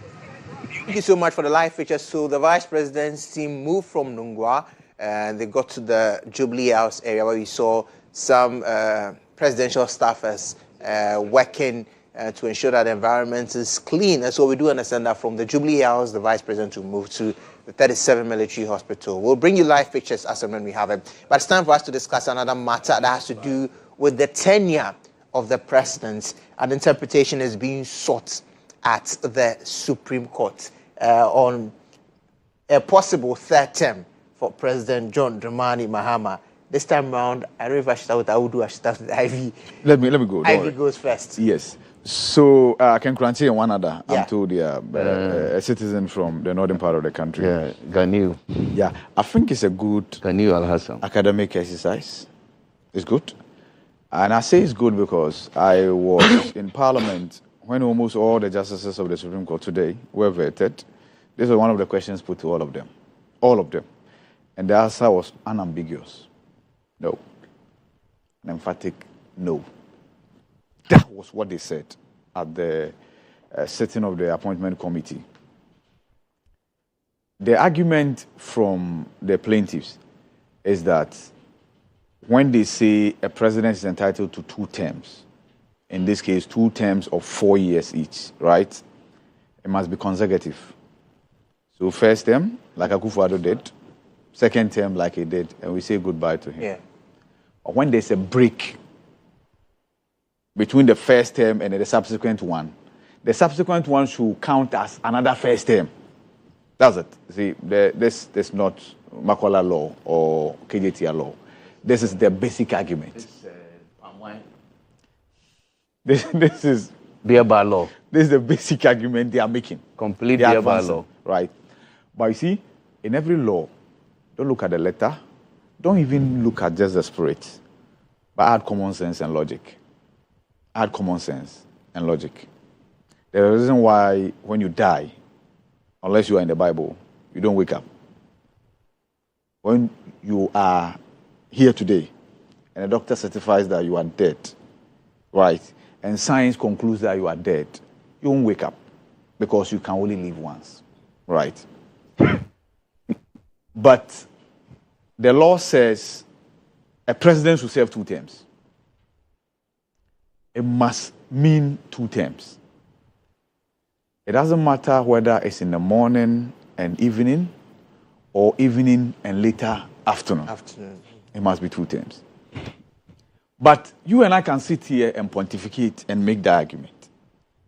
But legally, constitutionally, the only body clothed with the power to make that conclusive statement is the Supreme Court. And that's why I believe that it's a beautiful exercise. Let the Supreme Court make a pronouncement once and for all. then we are all clear in our minds not to entertain these ideas in future again, right? People have said, oh, there's another route. It's a referendum. No, that's not the conversation we are having. The conversation we are having is not about referendum. The referendum will mean that you are changing the constitution, which would then mean that an individual can go for more than 2 terms. That's different. Those of you listening to us, and there are many people who want President Mahama to go again. I tell you this. I kid you not. There are many. In fact, it will be the solution to the biggest headache of NDC. If Mahama is allowed to go many people, again. you are referring to the NDC people or Ghanaians? NDC and outside NDC, I tell you. There are many. Oh, yes. If you want to put out a post. Yeah, we've seen. If you want to put out a post and ask that question. There are many, but you wanting something doesn't mean you will get it. My brother, that's the point. You know what I want. But it doesn't mean I'm going to get it. Well, it doesn't make sense anyway. You get a point. You have no idea. I want money, but it doesn't mean I'm going to get the money, right? So when I say many people want the president to go again, the NDC people will solve their biggest problem if Mahama is eligible to stand again. And their biggest headache will be who succeeds Mahama. Yeah. And they know it. As a student of politics, I know it. They disagree. Many NDC people disagree with you. Oh, no problem. When we come to you, then you point that out, right? But I also know that President Mahama is not somebody who will say that let's trigger an amendment of the constitution for me to stay on. Oh, I'm telling you, the man. Constitution you mean? The constitution. But legal. Oh, constitution. Okay. I'm talking about constitution. Sorry. That President Mahama is not somebody that I believe will come and say that let's undertake a referendum to decide whether I should have another bite at the cherry or not. No. But if the courts return with a verdict that says he's allowed to go again, many people might disagree with that judgment, just as I disagree with the judgment on birth certificate. It has never made sense to me that a birth certificate that has a portion that says nationality, which will have Ghana written there, doesn't make you a Ghanaian. I disagree. But it's a judgment in our books from the Supreme Court. So, yes, Ken Kranti and co. But Ken Kranti's one is the irony for me. Finally, it's the irony for me. Yeah, because he's the one who went to court to say that Mahama should not even contest the second term. Right? Yeah. And now everybody's allowed to change their mind, right? He's reborn, reincarnated. And he believes that President Mahama should be allowed to go again. But mind you, if that's the judgment that comes, it will not be limited to President Mahama. It means in future, anybody else go. In America, for instance, President Trump is fidgeting with the same idea of going again, even though there are people who are telling him that you can't do that, right? So it's a beautiful academic exercise. We look to see how it goes. Audu Mahama. Yes. You disagree with IB on a number of pointers. Oh, yes. About this complete waste of time, this academic exercise. You don't take something, normally you take issues to Supreme Court for interpretation when there's ambiguity. The Supreme Court itself, on many occasions, have said you don't bring things that are obvious. They don't entertain these matters. So it's complete waste of time. I am looking at, he mentioned our brother, Kem Kranchi. I sat here with him. I thought he would be on this show today so that we will recall that our banter. And told him he went to court to say that President Mahama did not even qualify for second term. And he cited issues, a number of issues, why he thought President Mahama did not qualify for second term. Now he's a man running to court to say that we should allow him to go for third term. What has changed? Has the law changed? Look, I've seen his, today I didn't want to, I printed his application, his suit, his rate, and the Ghanaians own, because I'll use it for at another occasion. Ghanaian Hassan, he has written, his lawyer has written more than 50 pages. Yeah. Look, Emmanuel, you read Article 66 2 for me. In fact, you can even start with Article 66 1. Okay. But they have all cited Article 66 2. So read that one. Okay, so we talks of the term of office of the president. Yes. Article 66 2. Yes. A person shall not be elected to hold office as president of Ghana for more than 2 terms. So President Mahama served 1 term. He's serving another term. Yes. How many terms? That's 2. So where is ambiguity in this? Where is ambiguity? So that if you, Emma, you serve as president of Ghana, and 100 years later, you come back and serve another term. You mean because you didn't, it's not consecutive, it's not 2 terms? So where's ambiguity? It's complete waste of time. And you see, the Attorney General is a nominal defendant in this matter. And I want to see his response to this. I want to see that because he is a principal legal advisor to the president and also the government. Yeah. And I'll see his response. If he says that he agrees with the applicants, then I know where the direction is, who is pushing him. Because this complete waste of time. Who is the one sponsoring the rates? Yeah, but what if the AG legally believes that they have a point? So they have an issue with it. So that is where I think that I will have my judgment. Okay, I will have my own judgment because he would have advised, and somebody would have advised that he's the advisor, but he would have also be advised that, look, we are entering a minefield. Yeah. And this, look, even though the matter has not even been decided by the highest court of the land, there are already simmering tensions within the governing party itself, NDC, on this matter. You are saying that many people, including NDC people, will want Mahama to go again because it will solve their problem of candidacy or flag bearer. Who told you that? Who told you that NDC will want Mahama to continue whilst others have lined up to take over? Okay. Who told you that they have an issue? It's entitled to his opinion. No. I'm also entitled to subject his opinion. Don't ask him questions. You see, when he was subjecting your opinion to why are you asking questions? No, it's a rhetorical question. I'm not saying you should answer. No. It's a rhetorical question. Yeah. Who told you that NDC people are not happy that Mahama is exiting? Who told you? When people have already lined up, when you saw people jogging, you saw people doing thank you talks. What do you say they are not?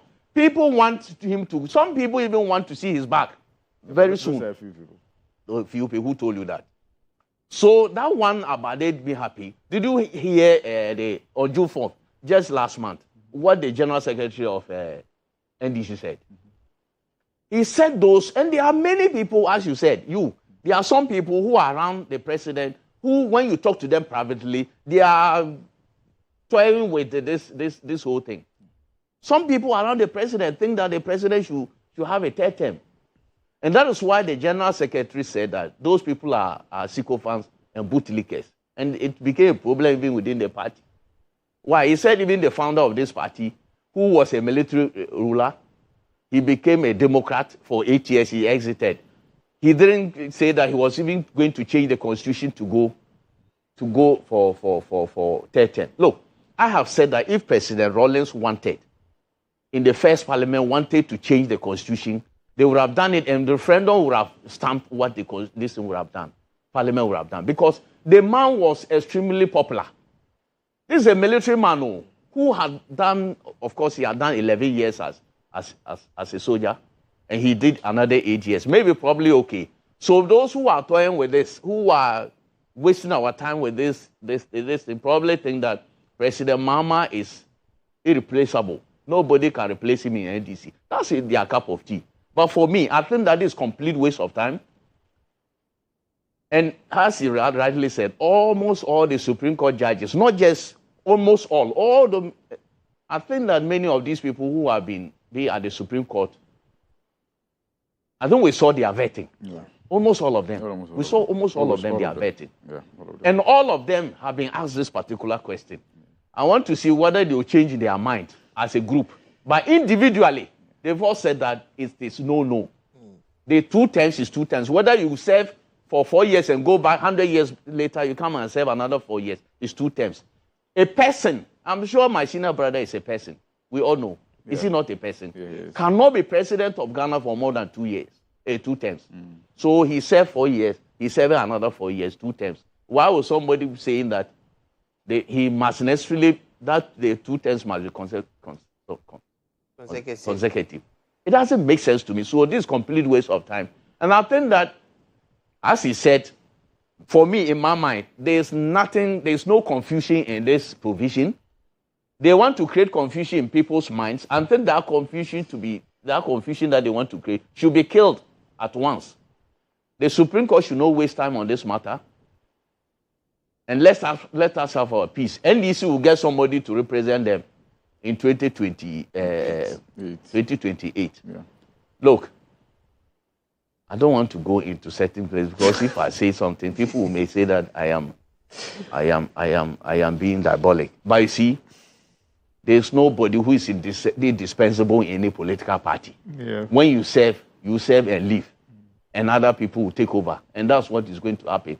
NDC, somebody will succeed, somebody will be flag bearer of NDC, and the other person will go for 2028 general election. If the person wins, he continues. If he doesn't win, NDC goes into position. They don't have to take President Mahama back to, because Ghanaians, it will be complete chaos. If Supreme Court were to say that, look, the man served 4 years ago, so 4 years term, some time ago, he has come to serve another 4-year term, and he is allowed to contest again because it's not consecutive. That would be nonsensical. It would defy common sense, even the spirit of the law, the letter of the law. So this thing, all these things, he says it's a good exercise. I say that it's complete waste of time. And then to cure this once and for all. There's no ambiguity. I keep on insisting. To cure what?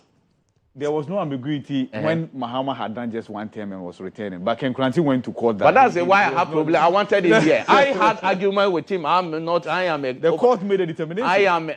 I am, and what did the court tell him? In fact, the case was not even serving. The filing crowd was problematic. You didn't get that. But you were all here. Yeah. Did they hear the case? They told me it was defective. Even the filing and everything was defective. The same person has changed his mind. Well, they say it's only a fool who doesn't change his mind. But I think that this one is foolhardy. This new decision is foolhardy. And the other man is Ganiyu Al-Hassan. He is not a lawyer, so I may pardon him. All right. Because he has but he's represented by a lawyer. A lawyer who has... And I know that lawyer. In fact, we had a case with Kwesi Afrifa. Okay. He's a Kumasi-based lawyer. Oh. I know him very well. Nice one. It's complete waste of time. Look, I think that the Supreme Court should hear it as quick as possible and take it away. This is complete rubbish. They should take it away and let us move on as a country. NDC will have peace of mind. For me, as somebody who is not a member of NDC, who doesn't support NDC, I'll be happy. If the Supreme Court says that Mahama can go again, I'll be happy. Why will you be happy? You will see what will happen. Won't you defeat your candidate? Me. So before I let the Supreme Court say that he should go again. See what will happen within NDC, even in this country. It will complete chaos. Yeah. I think quite recently. I mean, the president has said you not go for a third term. Yeah. Which president? He himself said. Yeah, he said that. He said that. I heard that. I heard that. Yeah. And some of so you are telling us that if the Supreme Court were to say, perish the thought, if they were to say that he can go for a third term, he will decline. That's different. Well, that's different. It cannot be different. Circumstances will be different. Why? The Constitutional Review Committee, it's not part. No, it's not part. The chairman of that committee said this. No, it is clear. He said he himself, Professor Pepe, he said, look, there is no ambiguity. It's only, look, anybody who has his mind, you see, that's why I say I don't want to go there. Anybody who wants the good of this country knows that there is no ambiguity with Article 662. There is no ambiguity at all. Right. That's why I say it's complete waste of time. When people say that they are not interested in things, you should be very careful what they do behind the scenes. I'm telling you. Because this one will not look. I can tell you that. The president recently gave his assurances again to some of the ambassadors that were leaving. He asked them to uphold the constitutional provision on some of these. And he gave his assurances to them. If the constitution, as Albi said, it would be a different matter. If the Supreme Court were to say that he's eligible to stand, he can stand for a third term. You people, Two of you are telling me that president will decline. No, I'm saying that the circumstances might have changed then. Yes, right now he says he will not go. He says he won't now. But he will not go because the law bars him from this. Exactly. So if the law doesn't bar him from doing so, then he will make a determination. He will announce to all of us. So we know whether he has changed his position. So if I tell you that sometimes when people say things and behind the scenes things are happening, you don't agree with me. We know president who that is why they said they were going to do one term. Yes. And then hand over. Yes. But we won't know what happened. But you are even telling, you are even confirming what I'm saying. No, you are even confirming what I'm saying. That that thing, do not take it as a hook, line, and sinker. That he said he won't go again. For now, that's because for now he's saying it because he himself has seen that this is an impossibility. But if it is made possible for him, he will go. And as I said, I want to see the response of the Attorney General, his principal legal advisor. Okay. If he agrees with the applicants, I know what to say when we come back. Okay, Elvis. Because I know what I know, and I'll say it on air. Okay, Elvis. And I tell you that God turns the channel to Ghana. I don't understand. This is pure entertainment. Meaningless stuff. But no meaning to our lives. You don't need to be in power more than 4 years to make any change. He himself said it. President Mahama said it. This is legacy term. Yes. Go and check the records of Kutu Agyabeng, military leader. Okay, he was not even a democratic leader. Kutu Agyabeng. Go and check what he was able to do within the short time that he had been in power. 72 to 78. Look, go and check what he has been able to do and compare to those who are shouting that they did more years. See, you can be given 2 years if you have a vision, you have a mission, you are committed to it. You can just do 2 things and people will remember you for it forever. Because the impact of what that will do in the lives of the people, okay, will be great. And people will always point to it that, this president was only 4 years, but he did A, B, C, D. Because we have all come to realize that there's so much failures in the system. The politicians are trying to find ways to cover up their failures. And then they are sponsoring people to the Supreme Court to say they need more years. And then they will be sponsoring people to say they need more years. No president needs more years. What are you insinuating? Nobody. Are you saying President Obama is sponsoring these people? Look, I didn't say these people, but this is not the first time people have gone to court to talk about this thing. But you said people have gone to the court. But you said people are behind sponsoring. No, that's what I'm saying. These are not the first people to go to Supreme Court or to ask for extension of years. Even President Kufuor said that 4 years was not enough, right? Yeah. He said it. Almost every president has said 4 years is not enough for them to do. Now I'm saying that I disagree. I think 4 years is more than enough. If you are a president, you have a vision, you have a plan for this country. You don't need to solve every problem. You could focus on 1, 2, 3, 4 things, and if I'm able to do these 4 things within my 4 years, Ghanaians may have other problems, but then they will forever remember me for it. And that is what it is. That's why I say, if you like, go and check General Kutu Agyabeng's record. Though being a military leader, check the kind of things he's been able to do. After Akosombo, he's the only president who has built the GHOne Dam, apart from Kwame Nkrumah who has built the Akosombo Dam. People have not actually taken their time to look at what Kutu Agyabeng era did for Ghana. So for me, I don't believe in this thing of we need more years. To me, any symptoms of saying that presidents should spend more than 4 years in office is not an admission that the people have no proper vision. And they have no idea how to execute their vision. Do you understand it? That is my understanding of leadership. Because I believe that it's not about how long you stay on the seat, but it's about the direction you are able to show the country that if the country moves towards this direction, even if you are no longer the president, everybody will see that this is what is going. Assuming the president comes and says, housing is a big problem in Ghana. Have you seen the capital of Ethiopia recently? President Mahama had the cause to say, Addis Ababa is now a modern city, right? Until that time, Addis Ababa, somebody had told that Addis Ababa can be changed to what it is. You may say it is impossible. But the president came and realized that I can make Addis Ababa look like downtown New York. And he has done it. And everybody in the world is praising it. Assuming a president comes and says, I won't do anything, I'll just make Accra look like Singapore, Accra. Just Accra. I just want to set example. We can't even do what we call local, affordable housing. Or I just want to make sure that housing will be my main focus. I just want to make sure there's so much housing in the system that Ghanaians will not suffer for housing. Within 4 years, that president can do that. And when he's no longer in power, Ghanaians will say the president that has come to solve our housing problems in Ghana. So it is not about the number of years. It's about the vision. It's about what you have been able to plan and says, if we're able to fix this problem for Ghana, the impact will be this. It will be so wide. Everybody can visibly feel the impact.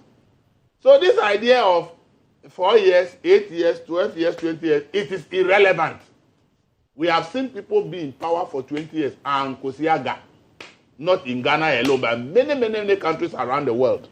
And we have seen presidents who have come to power within few years in so many other countries, and they make significant changes to their country. So we should rather be focused on people with vision that will change their country rather than thinking that giving them more years. If the person is not having any meaningful vision, and you give the person more years, what impact is it going to make in the lives of the people? So, it won't make any impact in the lives of the people. So this idea of giving president more years, to me, I am against. Even the Constitutional Review Commission saying that they should extend the year to 5 years, I am against it.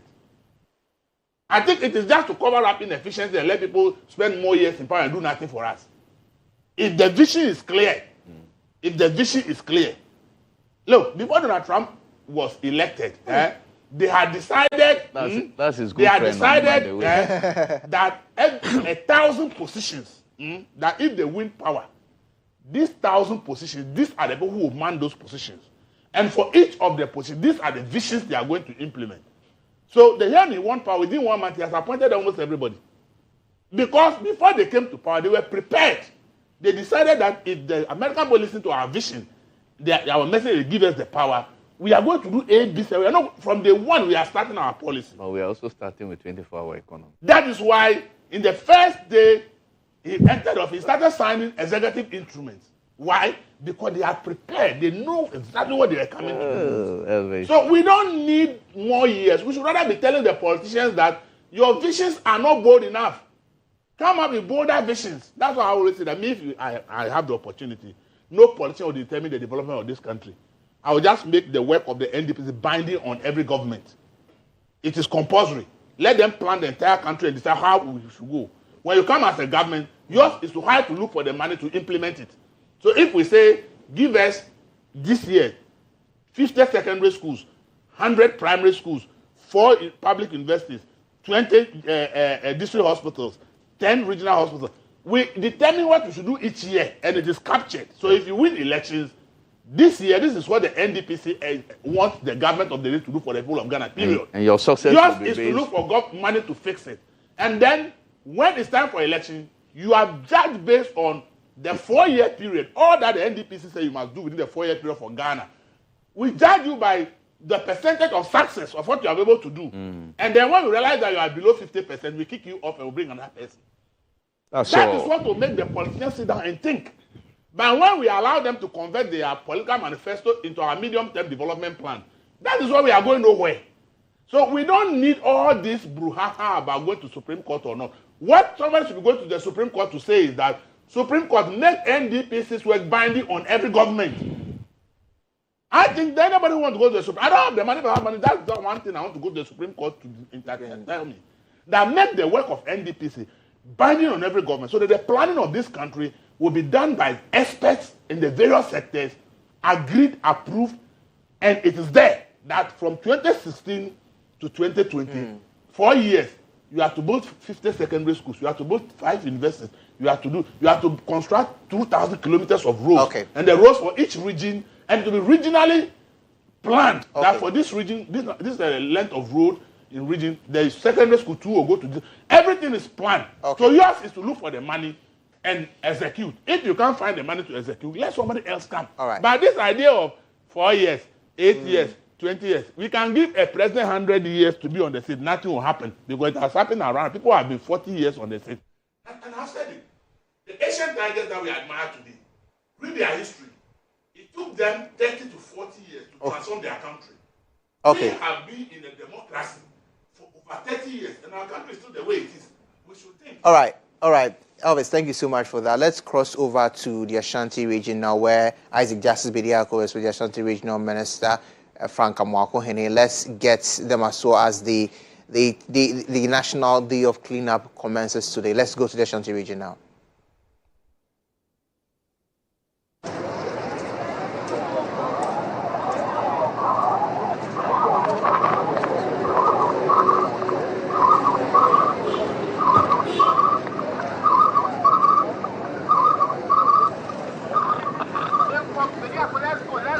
Yeah, so here in the Ashanti regional capital, Kumasi, all the municipal and district assemblies have been very busy with this exercise today. From where we are standing, that's the Kwadaso Municipal Assembly. I mean, you can see from here the district assembly staff are busy. You know, they have finished working on the other side. Now they are moving to another direction. And that is what is happening right here at the Kwadaso Municipal Assembly, the main office. The Ashanti Regional Minister, Dr. Frank Amoako-Hene, has also been touring various, districts to inspect the progress of work at the various sites. And from where we stand, he has been to KMA.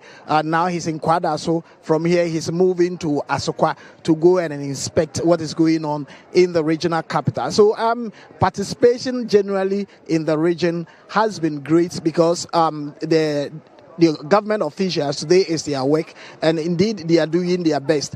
We understand tomorrow will be a general one. That's where we will see public full participation in the exercise. In the Ashanti region recently there have been a number of issues. The regional minister has been touring some areas that have been identified as flood-prone areas. He, in an interview with GHOne News, confirmed to us that they are going to do some demolition exercise. So we'll speak to him on these issues and find out what is going to happen in the coming days. Minister, you are live on GHOne TV. Tell us where you have been so far as this exercise is concerned. Great. So I've been touring the various district assemblies to find out how they are receiving the news and how they are organized in making sure they're executing this National Sanitation Day exercise for today and tomorrow. So for today, we instructed that they clean within their office space and also instructed all the government institutions to do same. So I've been touring. I went to Birth and Death Registry to find out what they are doing, and they are doing a good work there. I went to KMA. They are also working there. Here at Kwada, so they are also working. I also visited the police head office at Kwadaso, and they're also working there. So they are working all around, the various government institutions. Tomorrow we're going all out with all the various communities because it's a Saturday. So we've instructed that shops should close and would not open any time before 2 p.m. so that we can get everyone involved. As all these are going on to the town council, they are going around. And as you have been seeing over the week, we're trying to reinstate that and some form of enforcement so that we'll be able to ensure compliance among others. So it's been good so far, and then we are hoping that at least beyond what we are doing now, it will be sustained so that we'll be able to prevent the flood and the other environmental issues. Now, you're talking about, the enforcement of Nsamansamai. What has been the public response so far as this exercise is concerned? Definitely there'll be a pushback because enforcement of laws of this nature definitely will not.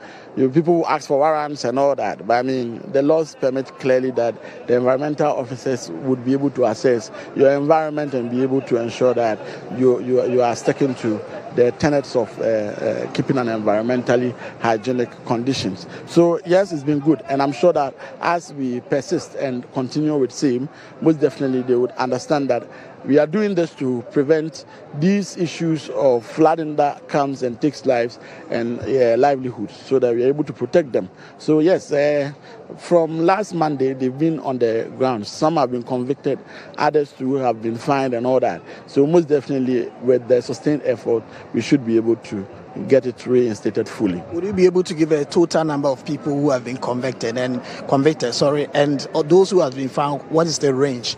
The last count I checked, I think there were around 30 of them. And then the fine is between 10 to 15 penalty units. That is basically what the briefing I've received from them. Others too, as I mentioned at that time previously, they had been convicted. One, I remember, was sentenced for 14 days imprisonment. And one that his was higher was, I think, 30 days. Cutting transmission, and we are heading back to Accra, Chad, where the president is speaking as the exercise commences.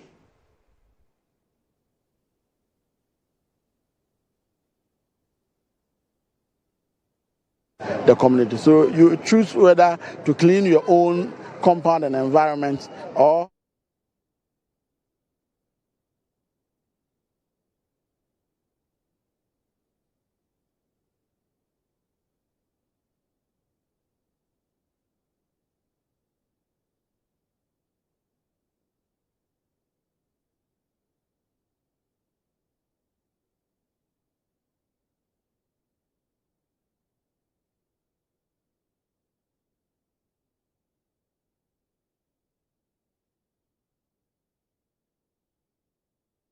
so if you're able to desalt to the lowest level, they can desalt. You have a long shovel as well, go under and then move it as well. You can have good a free flow of water. Because now you can see that it's flowing It's flowing this way, yes, please. Yeah. So His Excellency moving further, asking the MC for the area to ensure the president is still paying critical attention to the work that is being done by the military together with the Ghana Police Service on the grounds. Of course, the Greater Accra Regional Minister is also.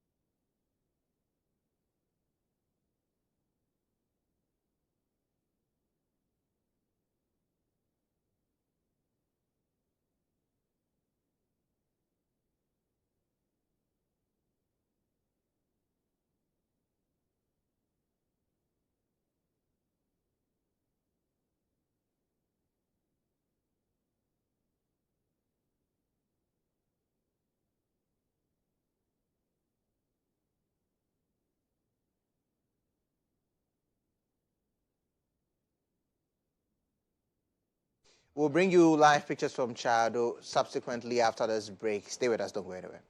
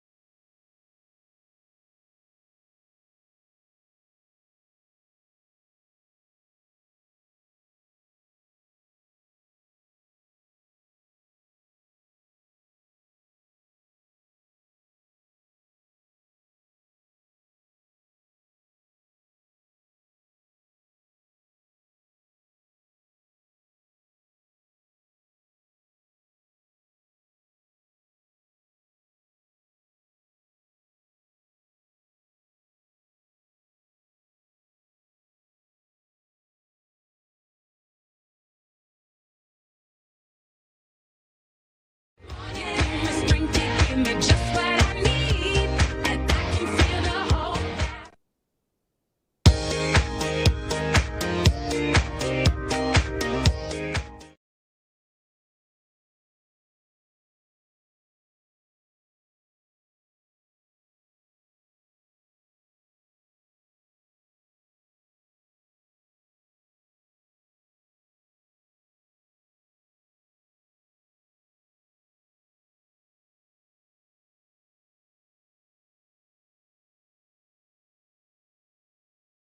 Today with me, Emmanuel Agyabeng. Our discussions have centered many major activities spanning throughout the week. Today is the first day of the National Cleanup Exercise. We brought you pictures of the Vice President. Now we have live pictures of the President around Chado, where he is embarking on his own quote-unquote tour and to partake in the first day of the National Cleanup Exercise.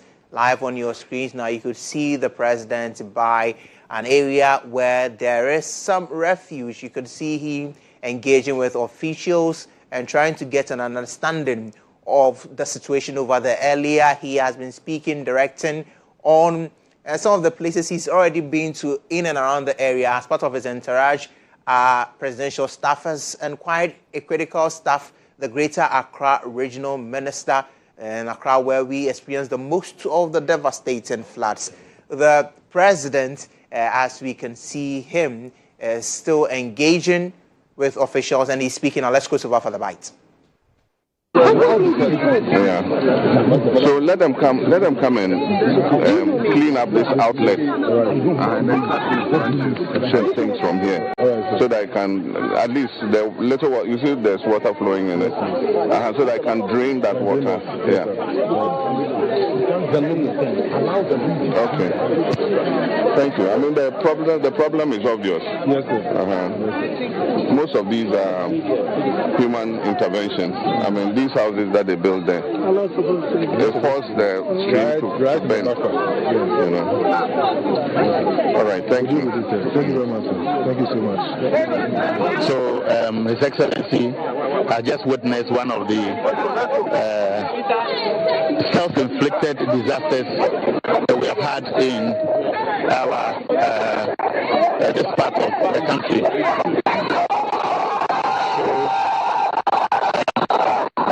Once this is over, His Excellency will move to the next location. We are told it is going to the Alaju enclave, where the similar exercise is ongoing.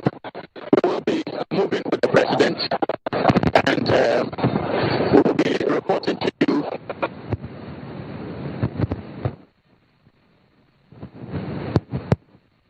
Behind me, you will see that many people have come out in their numbers to support this exercise. And so, as His Excellency, the President gradually send this particular enclave and will continue to supervise the exercise in other municipalities. So this is in the Ladadi municipality of the Greater Accra region, and the exercise continues to be running concurrently in 7 other regions.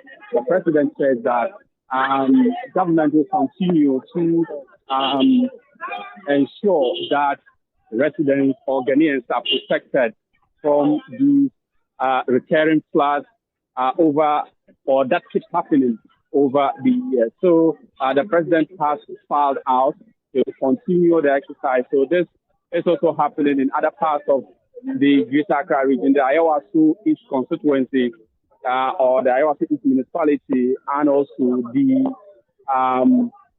Forward municipality also, which is just nearby. The Tema enclave is also actually doing a lot of exercise in that area, and it is believed that the President will actually be making his way in some of these areas to actually join residents in cleaning up their surroundings ahead of future rains. So the people of this particular community are very much excited to see the President joining them for this exercise. And some of them we engaged earlier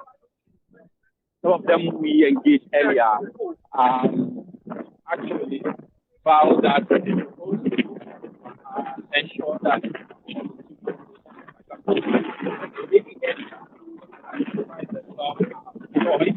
and she was with a lot of concern about how people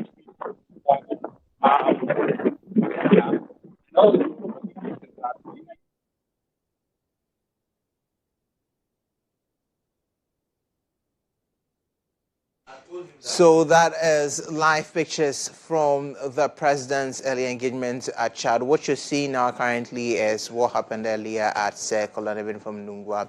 The president, we do understand it, as you saw, was given instruction for a particular drainage to be cleared for the water to flow freely. We do understand that some demolition exercise will also happen around that particular area.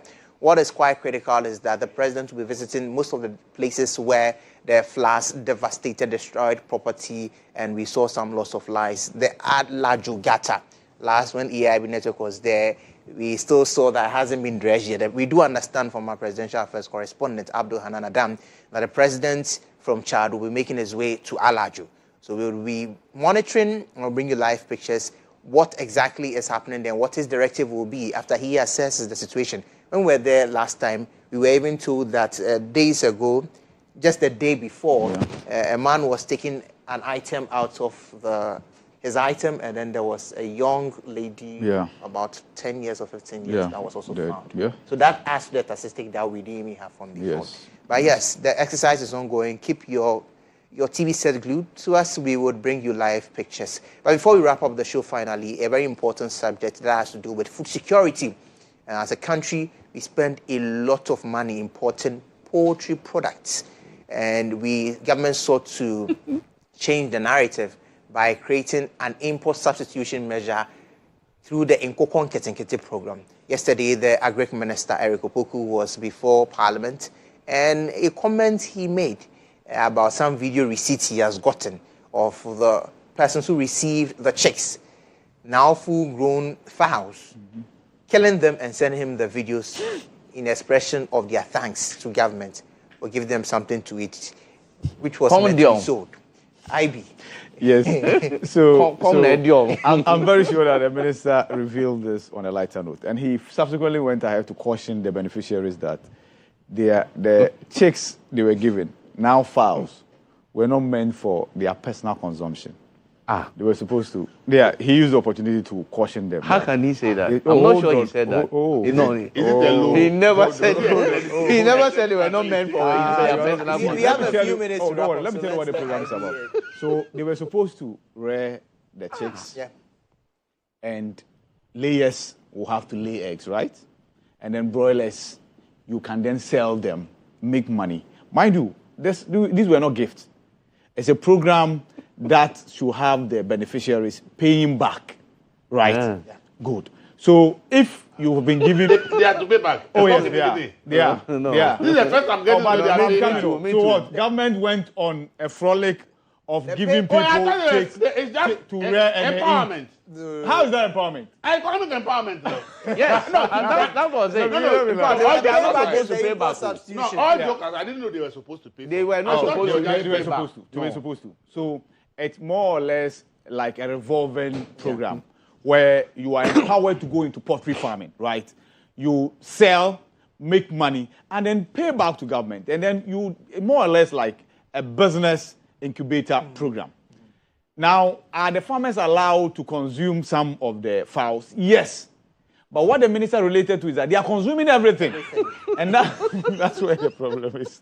And that's where the problem because they are hungry. And some of them probably did not know.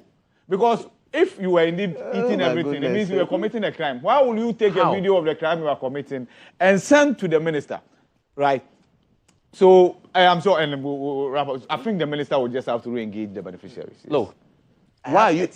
Okay, why are you complaining? Did you listen to President? Where the first time you heard Nkoko Nketenkete advert, he said they were going to give it to branch chairmen, branch executives. They will give them Nkoko Nketenkete. Your man Nkoko Nketenkete now you a grower. We are now at Nkoko Ekosia. Yeah. Say ya o pese odi ya na wa kunku kono na wadi. Ebi nyini na. One can say there was no they are just implementing what the president told them. We hear Have 10 seconds, please. One day we'll come and speak on this. It should be a subject. It's a big subject too. Yeah. Okay. 10 seconds. It's a major subject. To be frank with you, this is the first time I'm getting to know that they have to pay back. They have to pay back. See, this is what I always say. Do we need an impactful program? I had said it before. That if we, like when they were doing the NAPCO, my suggestion was it's a waste of money. Advertise that young people want to do poultry farming or rice farming camp. If I have 100 acres of land, you put 10,000 young people, and you make them understand it's an incubation project. Yeah. It's a business. Yeah. So the money you are giving the day-old chicks, they want to buy feed and everything, it's a revolving something that you will do. Then you know that from that 100 acres with 10,000, I'm producing maybe 10,000 or 20,000 birds every 3 months. I believe that will be easily accounted for, and that we can easily say has helped reduce our imports in terms of this. So some of this program, see, most of them we are politically motivated, so we want it to go down all the way to the per voter who will vote for us. But most of the times, it doesn't really give us the result that we need. We're certainly looking forward to this changing. Party people. Elvis Darko, Mahama, IB. Thank you so much for joining us in studio today for the Weekend Review. My name is Emmanuel Agyabeng. Thank you for watching. No, it's not kidding. They are grown. No, they are now. And that's it for the show this morning. We'll be back at 11:30 with Newsroom. Keep your TV set glued to us. We'll bring you updates from the National Cleanup Exercise and more. Stay with us. Bye-bye.